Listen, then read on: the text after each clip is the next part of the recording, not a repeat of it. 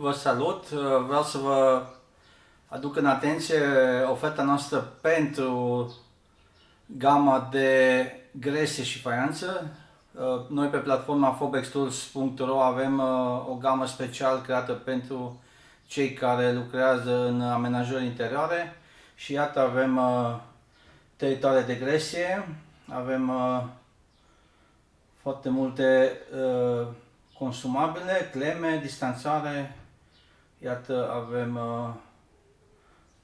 discul de tăiere. Uitați, diamantate, avem foarte multe discuri de tot felul, de toate dimensiunile. Avem teritoare, avem tot felul de clei speciale.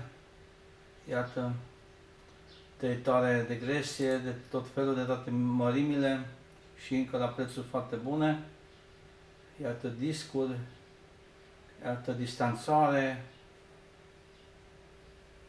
Deci găsiți aici cam tot ce doriți dumneavoastră sau tot ce aveți nevoie în afacerea dumneavoastră și la prețuri foarte atractive. Eu zic că decât să dați mai mulți bani în altă parte pe același lucru, merită să acordați un pic de atenție platformei noastre, fiindcă noi deservim foarte multe magazine de profil și ele se aprovizionează de la noi.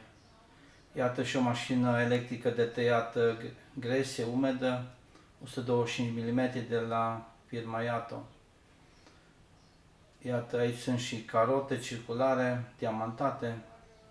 Prețurile vedeți, deci puteți intra pe contul dumneavoastră. Dacă nu aveți un cont creat la noi pe platformă, solicitați unul, este gratuit și astfel puteți vedea prețurile în euro plus TVA, desigur.